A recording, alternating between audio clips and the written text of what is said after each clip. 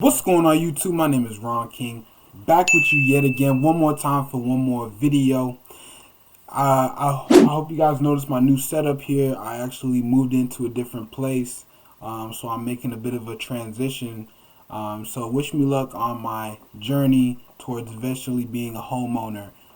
So anyway, the topic of today's video is putting pressure on yourself in order to succeed. Putting pressure on yourself is a great way of ensuring success. And I'm not saying it will instantaneously make you successful, but it will definitely increase your chances. And let me break this down for you. And real quick before I do that, I wanted to say that this video is going to be geared more towards the younger men, in their lives because there's a quote that says, men are like trucks. They drive straighter with a heavier load, right? So this is for my young men that want to put pressure on themselves so that they can be the best that they can be. So an example of putting pressure on yourself would be, if you're staying with your parents, go out and get your own place. You know, doing this will make you have to provide for yourself. And when you have to provide for yourself, you understand that, hey, I gotta go make money. I gotta hustle.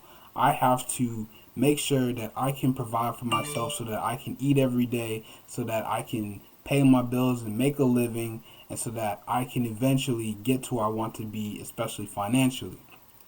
Right? And when you do this, you're putting that responsibility on your shoulders, and you're gonna have to carry that load. And in doing that and putting that stress, if you will, on yourself, you can definitely become more successful because it will light a fire under you. It will put a fire in your belly, and so that you will know, I gotta go out here and get it. An example of this for me right now is that I just moved out of my uncle's house, and now I'm having to pay my own rent. Which is fine with me because yes, I am having to pay that expense, but I have more freedom as a result. Okay, and what you have to realize about life comes with trade-offs and different ways that you have to go about things. For example, if I were to still be at my uncle's house, I wouldn't have the freedom that I have now to do kind of what I want and come and go as I please. But if I was still there, I wouldn't be paying rent, but I would have to kind of live by someone else's rules. So that's what I mean when we're talking about trade-offs. And I value my freedom more than I value not paying rent, so it works out for me. The thing is, though, now I'm having to go out and hustle. So I was working independent contracting, but the job, it ended, the contract ended, and so I had to find another job. So right now I'm doing DoorDash every night. I gotta go do DoorDash just to make money. I don't have time to apply everywhere and stuff. I'm just go do DoorDash. You can make pretty good money doing it. Definitely enough to pay my bills. So that's what I'm doing right now. And so when I'm out, it could be late night. It might be 12, 1 in the morning. I might still be out there because if there's money to be made, you got to make that money, right? And also because I know that I want to be able to make enough money to save as well.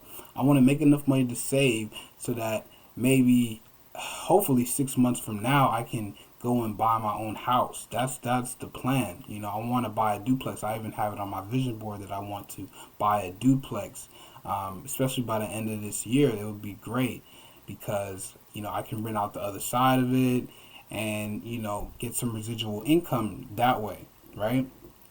So in this way, I'm putting pressure on myself to succeed, right?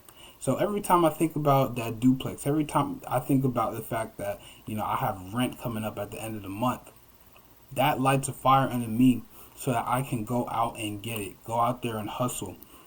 Put the extra effort into my internship from 8 to 5. And then when 5 o'clock rolls around, I might go hit a quick workout, and then I'm off to do my DoorDash because I got to make that money. You know what I'm saying? And I might do that till 12, 1 in the morning. And it's cool with me because I have that fire in the belly that I got from having these responsibilities of having to pay my own bills, right? And you can do this in other facets of your life as well. You can do this professionally, most definitely. So, like, asking for more responsibilities within your job, just volunteering yourself for projects or work, you can definitely put some pressure on yourself. And because you know, if you don't deliver on what you said you were going to do, that's not going to be good for you. Not going to be good for you at all. But if you do deliver on what you said you were going to do, it could be very good, and it could take your career to the next level. So I want you guys to keep that in mind while thinking about different ways that you want to level up in your life.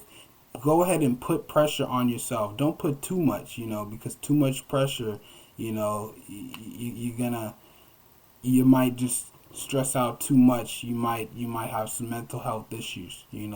Don't stress yourself out too much, but you want to put yourself past your edge just a little bit, right? You want to be constantly challenging yourself, like progressive overload. If you work out, you know that progressive overload is constantly making sure that you're upping your intensity, upping the weight maybe or whatever, so that the workout is always challenging for you, right? Because if you lift the same thing every day, you lift in the same 135 or whatever it is every day, it's eventually going to get easy for you, and then you're not going to grow. You're going to plateau, and you're not going to grow. So you need to up the weight, you need to up the reps, or do whatever you have to do in order to make the intensity higher so that you can grow, right?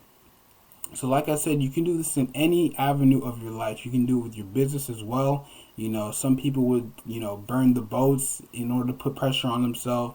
I wouldn't necessarily agree with that all the time. For some people, it definitely works, but, recklessly quitting your job and you have no savings, that's not a good way to go about it, because 6 months later, or even less than 6 months, you're going to be back asking for another job. So obviously you wouldn't want that, but you want to put pressure on yourself in a good way, in a way that you can actually get some growth out of it. That's the point I'm trying to make with this video. So I'm about done talking about this topic.